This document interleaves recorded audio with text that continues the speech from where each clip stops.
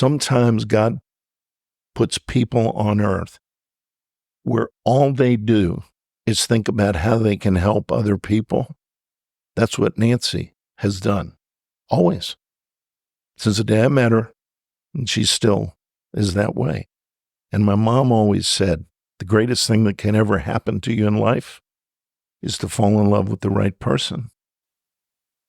It happened for me and Nancy.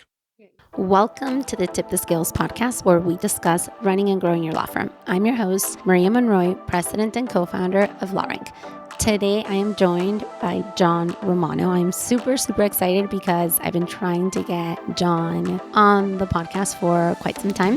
We talked about optimism, raising kids, being in the Marine Corps, relationships with employees and clients, and we talked about trusting people. I hope that you guys enjoy this episode. John Romano, hi, welcome. Well, good morning. I'm glad to be here. I'm so honored. Well, it's an honor for me to be here. This is fun. Going to be a great meeting. We'll have a great time. We'll learn a lot. Be a great experience for everyone.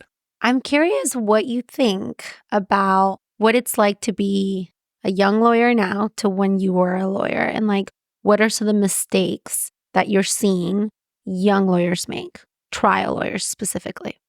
It's always the same mistake. Really?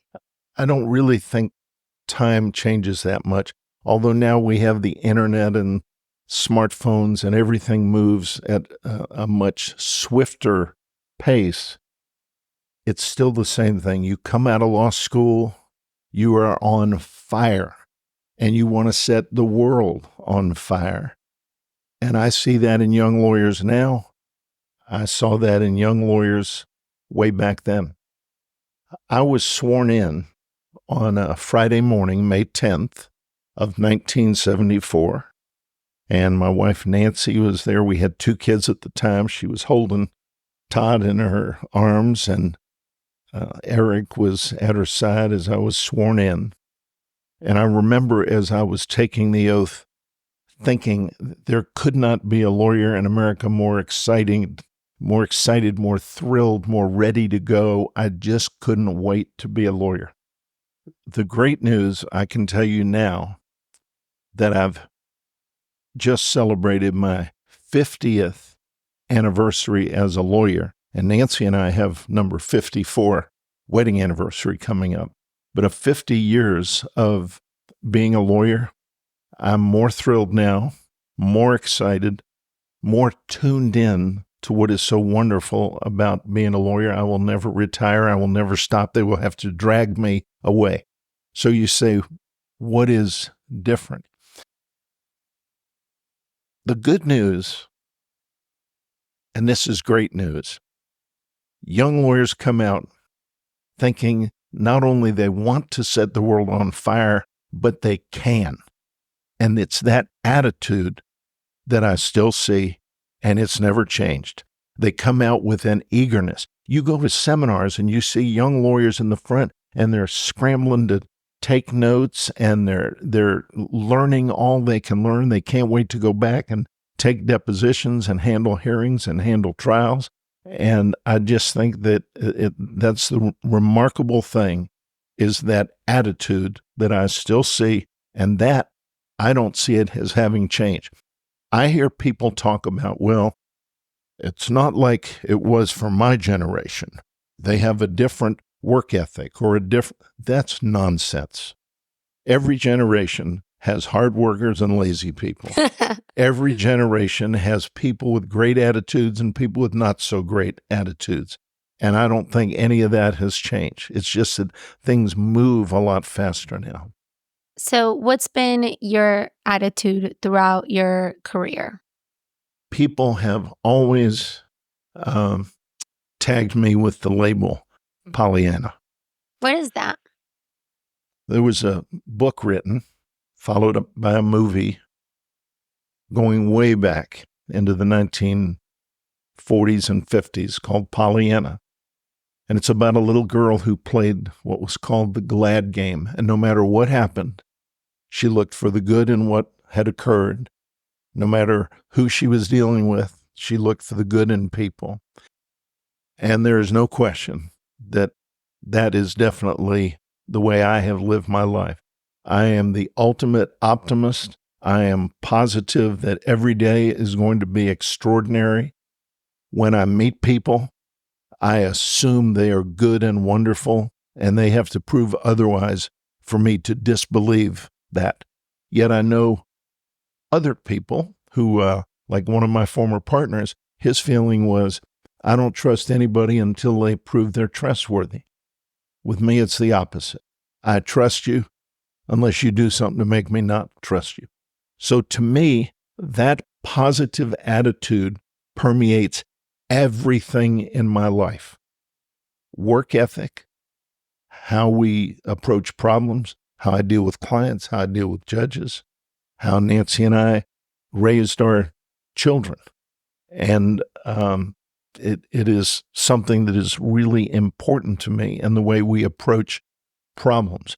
To me, there are many options to every problem, and you simply look for solutions, as opposed to getting negative and saying, there's nothing we can do, and taking the negative attitude towards it.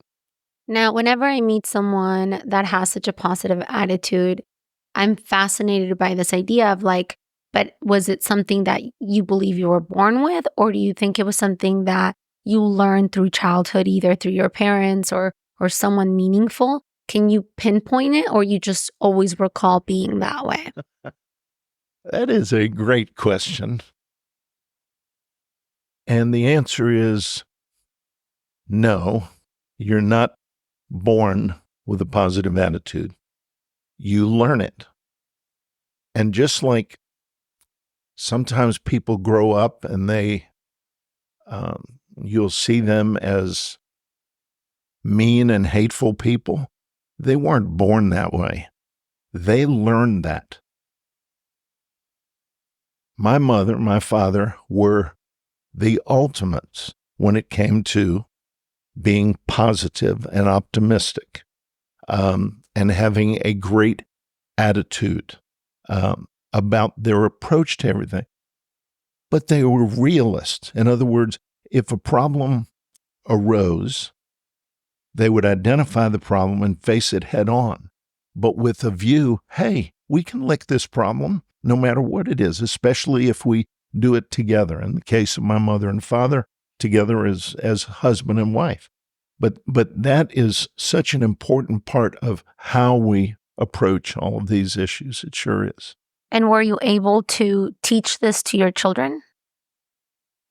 I believe that we did. I sure do. I have this basic theory, and at least for most people that I know, I often say 90% of what happens to kids is because of the mother, and the father can only screw it up. So I like that. Or wait, maybe I don't. I know it doesn't work for every family, and I'm not trying to say that, but it just seems to me that I can just tell you in the case of most people I know, if the father and the husband support what mom and the wife are doing, the kids are going to be fine. Doesn't mean they won't have issues. Well, everybody's going to have issues. But yes, it was always a positive approach. I can tell you this, my mother and father, not once did either one ever raise his or her voice with any of us as kids. Nancy and I, not one. That was not the way we are, not our approach. So communicating with the kids would be more like, if they did something that maybe they shouldn't have done, I'd say, come on. And we'd go into, a room where it would just be like myself and one of the kids, and I'd say, you know what you did. Mm-hmm. Tell me what you did and why it was wrong, why you shouldn't have done that. The next thing you know, they're disciplining themselves, okay? And you don't need to tell them 20 times, you shouldn't have done this. They'll tell themselves. And the beauty of that is little by little, as they grow and they mature, they can face anything in life because they've learned to discipline themselves. Do you and Nancy want to be my parenting coaches? You guys think I'm kidding.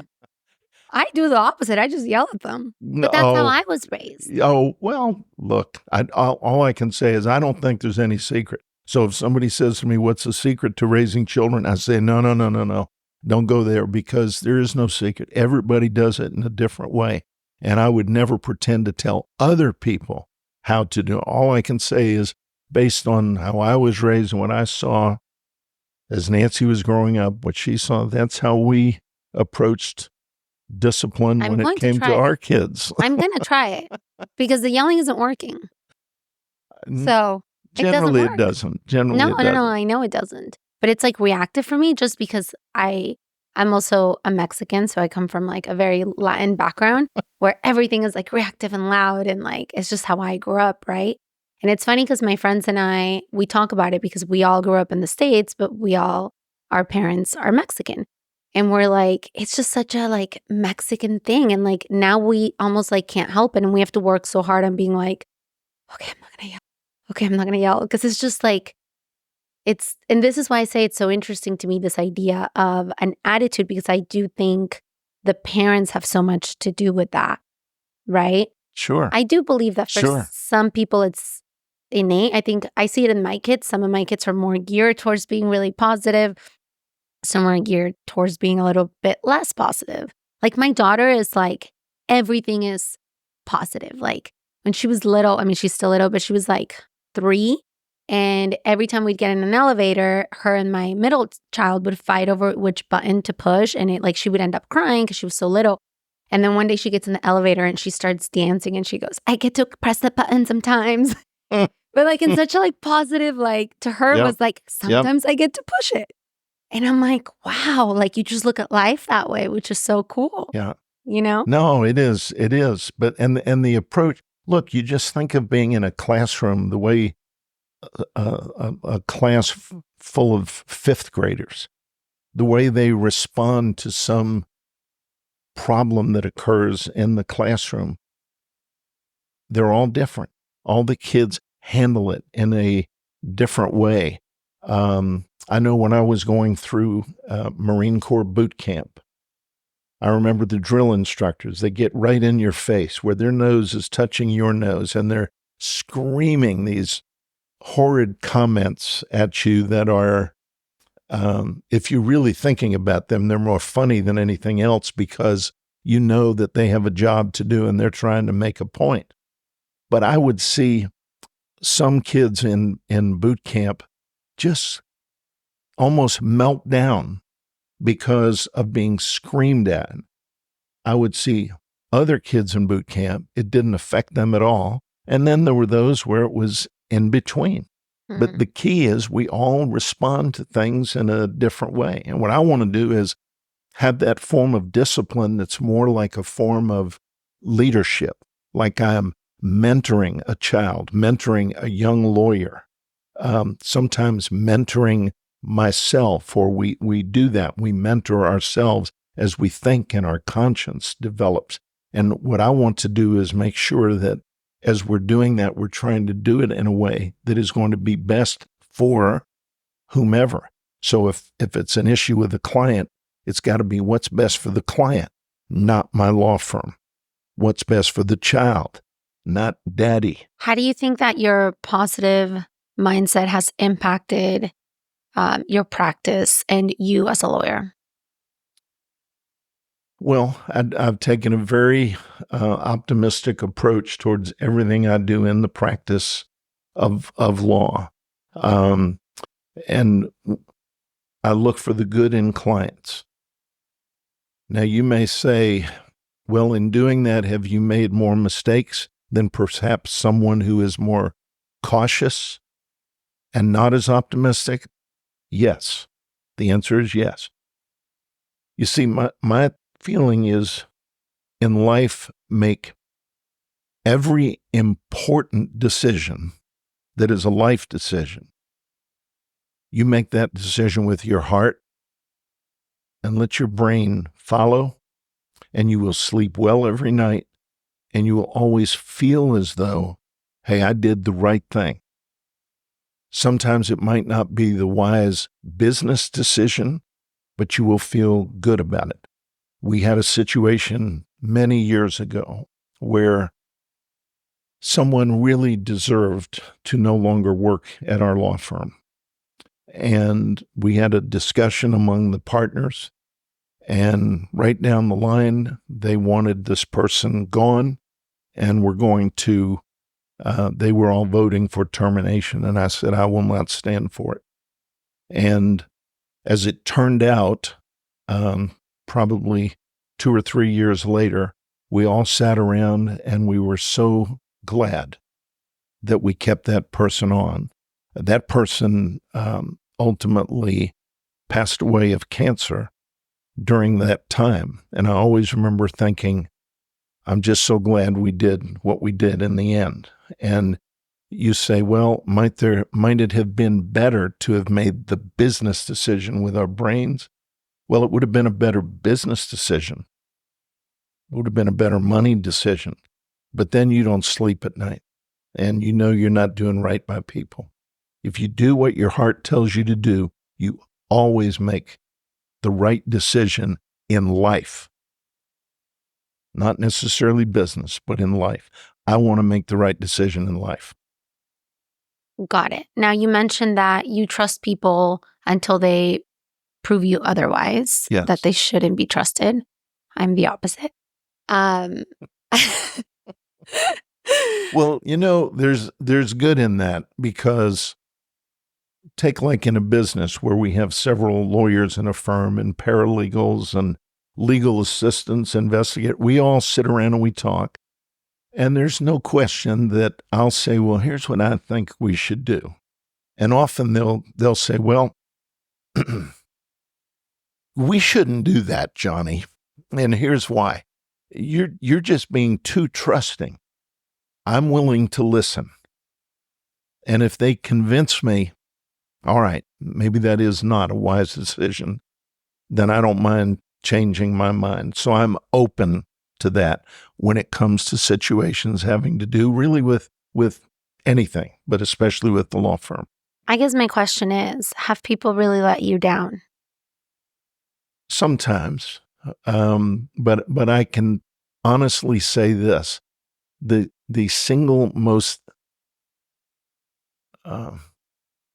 the biggest disappointment in life is not when another person lets you down. It's when you let yourself down. Okay? Now, most people don't look at it that way, because when they do something to let themselves down, they cast the blame outward, because they can't stand the thought, oh, that really was my fault. Okay? So, yes, there have been some instances where I've been disappointed. Somebody did something that shouldn't have been done, or failed to do something that should have been done. But I can say more often than not, no, I've been disappointed in myself for something. Example, if we have a case and we go to trial and we lose that case, and then I look back at all the work that was put into it, the emotion with the clients, with staff in our law firm, more often than not, on a case like that, I can look back and go, we never should have taken that case. And that's on me. Because the biggest thing about running a law firm is case selection. And most of the disappointments that law firms have is because you took on a case you should not have taken on. So, now, where does your intuition come into play? Intuition. Do you believe in it? I do. Sure. Yeah. Yeah. I always felt that as a guidepost. I told we have 4 boys, And as they were growing up, I always told them, I said, whatever you do in life, if you want to feel really good about it, you make sure of this, that if you tell mommy about it, or someday you tell your wife about it, they're going to be good with it. And if mom and wife are good with it, you're okay. Sometimes it might be a mistake. But what you get from, especially, I think, women, they do have an intuition that I just think most men don't have. I can't even explain it, but they will feel something. Like I may take on a new business partner in a business venture. And when we first sit down and have dinner with that person, after dinner, Nancy may say, I can't even explain it, but something is not sitting right with me about that person. That's how I am. And that's why I don't trust people, because I trust my intuition, I guess. Well, I trust that intuition. Yeah, if my intuition says trust a person, I trust them. But if I don't, my intuition says don't, I don't. And I stay away. Yeah, and usually it's because of something they say. And you start to learn from them. Just as an example, if we are interviewing an employee for a job, and I say, tell me about the place you are working at now or you most recently worked at, and they just start trashing that place and those people, they'll do the same with us in due time. So yes, I learn right away, no, that's somebody I probably don't want to be here. I also know right away that person cannot keep things confidential. That person is a gossip and not the guy that we want for this particular job or the gal we want for this particular job. I agree. 1,000%. Very important. Yeah, I do the same thing. I actually kind of trick them. Like if they say like one thing that I feel like could go down, like there's more to the story, I agree with what they're saying, even if I don't. So let's say they say, oh, well, they wanted me to do a, Friday morning meeting every Friday at 9 a.m. and I didn't want to do that. And I'm like, oh, that is so unreasonable. Yeah. And then they feel like you're on their side and then they really go. And I'm like, oh, there it is. You're not getting hired. Oh, yeah. Well, you learn so much from people by the questions they ask. Example, you have a new young lawyer who comes in and says, may I ask a question? Of course, you ask any questions you want. I want to know about the work-life balance in your law firm. The second I hear that, I generally know I'm talking to someone who is already contemplating a 9-to-5 workday, and that will not work for lawyers in the profession that we are in. And what I've tried to explain to folks is this: it's not work-life balance that is important. Example, I could put my hand on a Bible and the other hand hooked up to a lie detector. And I could say, I've never worked a day in my life and I would pass it for this reason.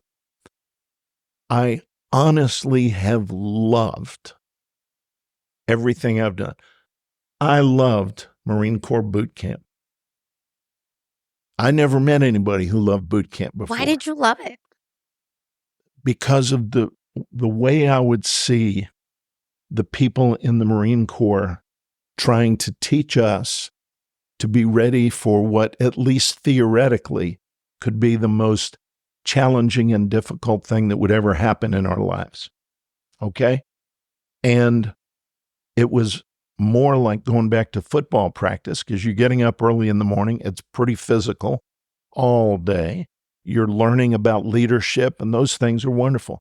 Did I like every second of it? No, I didn't. I didn't like getting up at 4 and you don't stop until 9:30. That part I didn't like. But what we learned, the physicality of it, and the whole camaraderie effort in the Marine Corps is just, it's just a wonderful thing. So when I have these young lawyers in and I get the work-life balance comment, I say, what does that mean? Tell me what that means. Well, I expect that I would have to work 8 or so, maybe 9 hours a day, and then I would have free time of so many hours a day. And I say, it's not work-life balance. It's about work-life fulfillment. You can't say, well, I'll only be happy if I work 8 hours and then I play 8 hours or have free time 8 hours and then I sleep for 8 hours. It doesn't work that way. Life is all together. My clients, I give every client, you ready for this? My cell number. No, you don't. And Nancy's cell number. So I give them my cell phone to let them know I'm more than just a lawyer. I'm now a part of your life. So you don't call me between 9 and 5. You call me when you need me. And I don't care if it's Christmas morning or if it's 10 o'clock at night, a Saturday morning. I don't want you worrying for hours and hours about something when a quick call will solve it. I don't get many calls from clients, but I give them Nancy's cell number and I say, I may be in a trial for 3 weeks. And when I'm in trial, it's impossible to get in touch with me.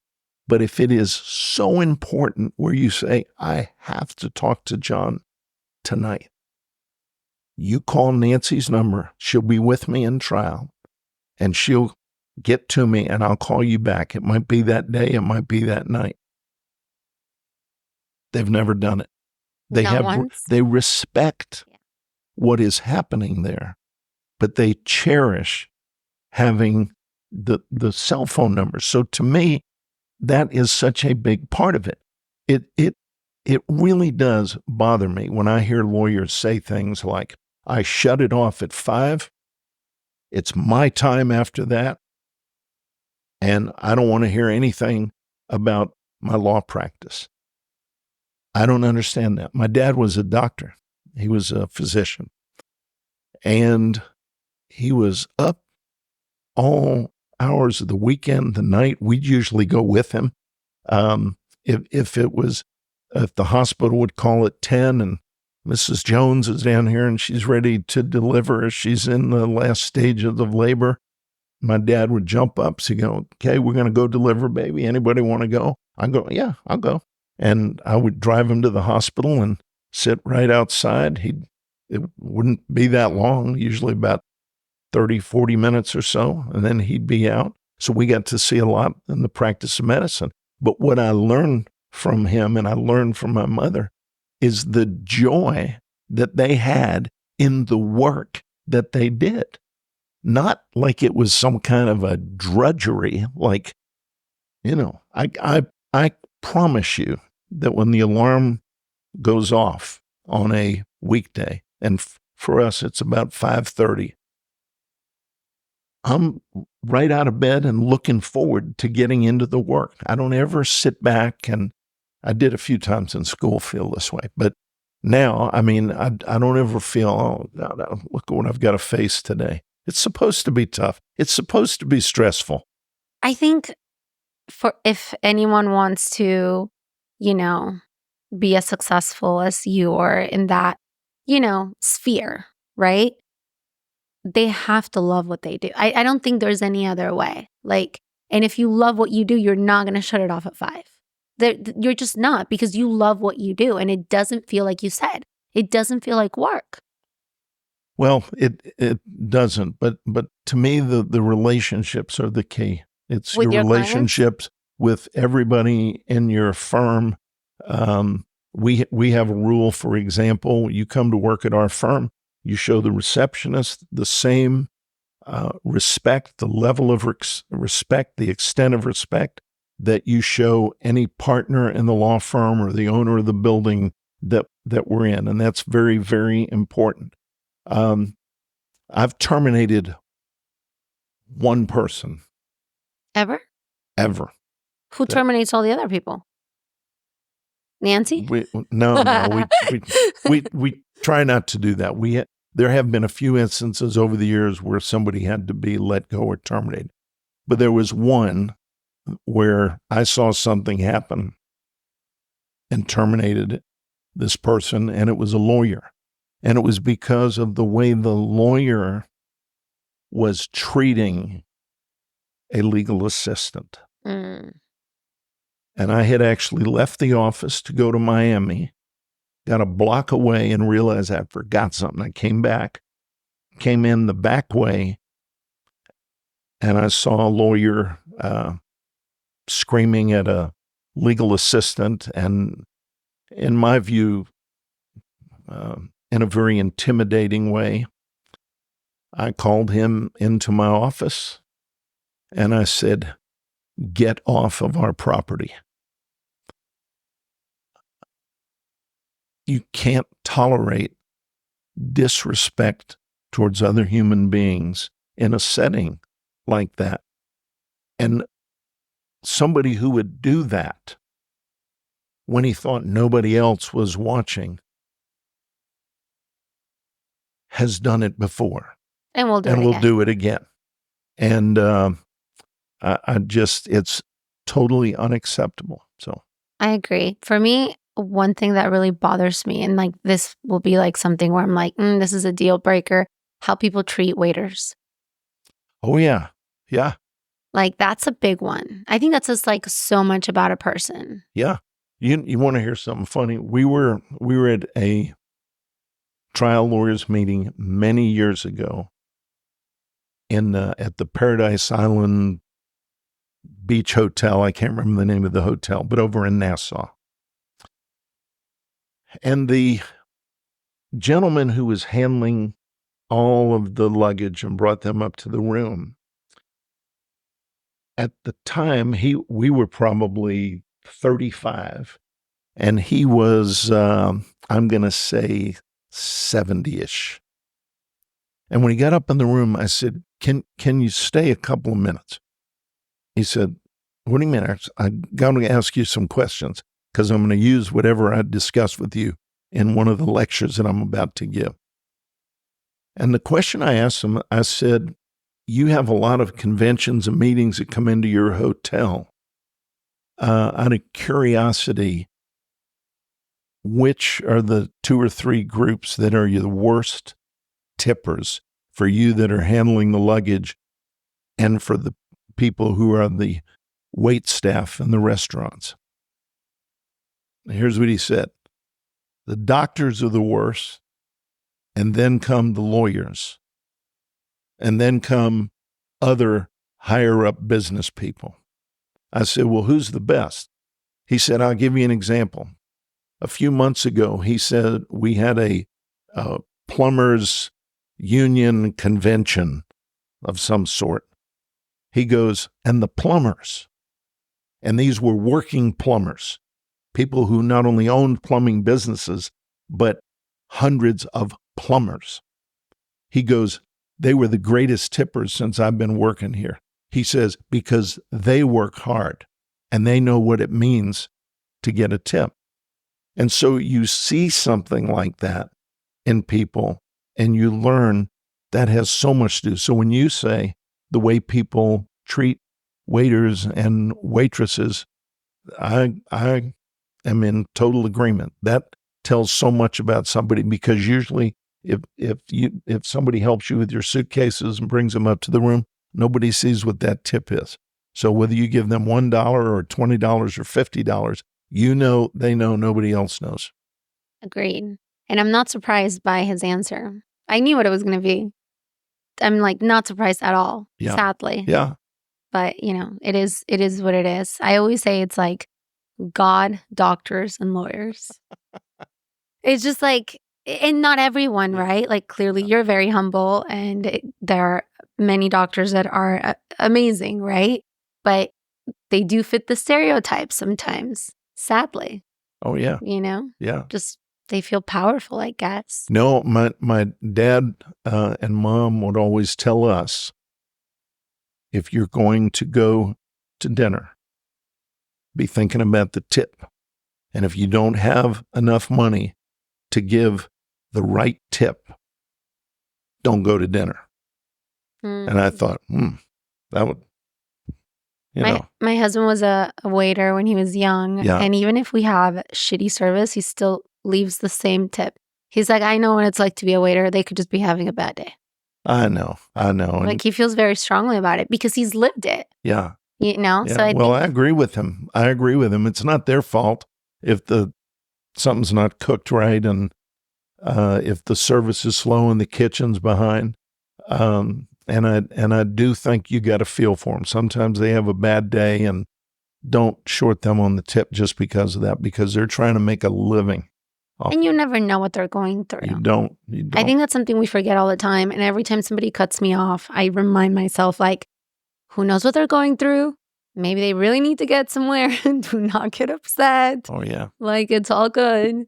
But it's something I try to remind myself, because we're so self-absorbed that it's like hard to sometimes think like what others are going through. And we take everything so personally, when in reality, they're just as self-absorbed as you know what I mean? Like, oh, yeah, it's true. And it's like that book came out many years ago, Don't Sweat the Small Stuff, because it's all small stuff.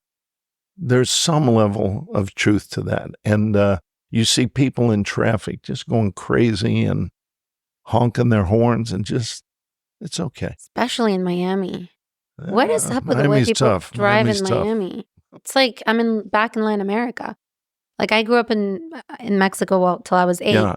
And then we just lived there like a year and a half ago. We lived in Mexico for like 2 years. And then when I went to Miami, I felt like I was back in Mexico. Nobody speaks English and everybody drives horrible. Well, all I can say about Florida is, remember, like I was born in Framingham, Massachusetts.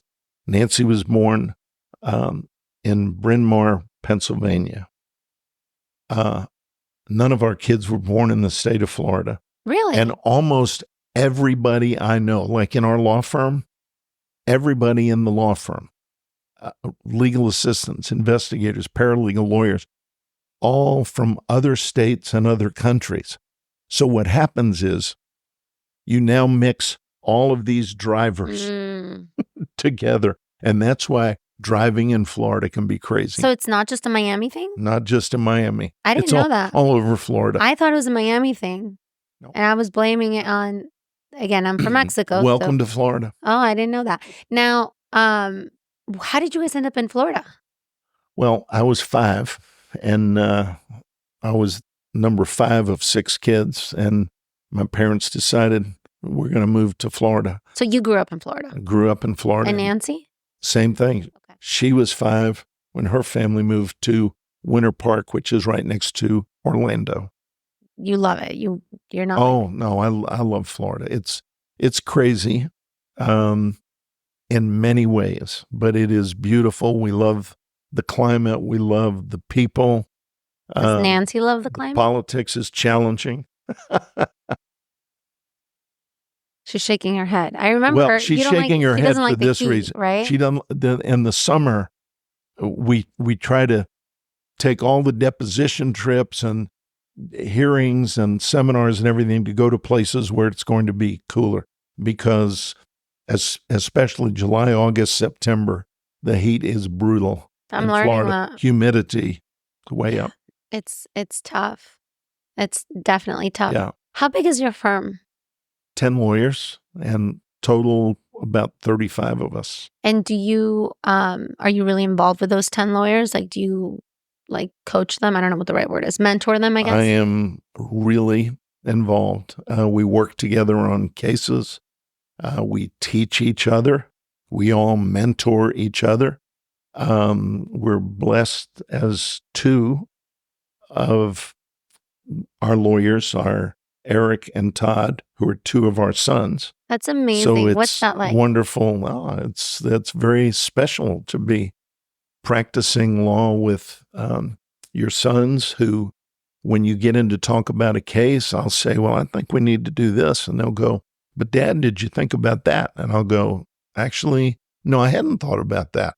What do you think? And we change the course that we're going. But we have fun. We've tried cases together. We will try more cases together. And it's a beautiful thing because, as you're raising children, as they move into I'd say their early to mid 20s, they're not only your children, but you start to form a totally different kind of a bond and a relationship with them. And then as they move into their 30s and 40s, you start to see the role reversing a little bit, where they start teaching and mentoring mom and dad. And it is a beautiful thing to watch. It really is. And you see it with families all the time. I mean, it's not just our family, but I love it. One of the greatest things in the world is to learn from your children. Now, don't get me wrong, you can learn from a 4-year-old. Okay. Yeah, it's called patience. You can. I mean, That's what I learned. Patience. Yeah. You got to have it. They might be that. They teach you patience. Now, one last question. How did you guys handle, because I know that we kind of talked about work-life balance, but specifically like working so much, but then still being there for your kids. Like, was that tough? How did you guys go about that? Because now, we see you at all these conferences, but your kids are growing up now, right? But what was it like when they were little and you were, in the middle of it all? Well, there's no question that husband and wife must always put each other first. Before the kids? Before the kids. Because as a team, you are putting the kids first. Mm-hmm. So you put each other first. But as the mom and dad team, you're putting the kids first. Okay? Mm-hmm. We would get to all of the events. Even though I would be trying cases in other cities and sometimes other states, Nancy would do everything possible to not only take care of everything having to do with our family and the kids, but would try to get everything arranged so that we could maneuver the schedule and I would be there. So I would be able to get to the parent-teacher meetings, the ball games, the recitals, all of the events. We always made it a point to take a super trip together in the summer. And a super trip for us meant mom and dad really being with the kids. So the 6 of us would take these magnificent summer driving and camping trips. Example, we would fly to Phoenix, rent a motorhome, and then spend 3 weeks going through the mountains and all of the Grand Canyon and Yosemite National Park. We'd end up in San Francisco and go to the AAJ convention. Okay? But the key is trying to make it work. And there's no other way to put it. It only worked for our family because of Nancy. Nancy will be sainted one day because sometimes God puts people on earth where all they do is think about how they can help other people. That's what Nancy has done, always. Since the day I met her, and she still is that way. And when you are in love with someone like that, and my mom always said, the greatest thing that can ever happen to you in life is to fall in love with the right person. It happened for me and Nancy. Yeah, you guys have marriage goals. Everybody looks at you guys and it's like, that's the goal. You guys are very cute. And Nancy's very sweet. Oh, Yeah. Well, thank you so much for joining me thank today. you. This has been fun. I Very appreciate it. enjoyable. Thank you. Thank you. Thank you. Thank you so much to John for everything he shared with us today. If you found the story valuable, please share it with someone you want to see succeed.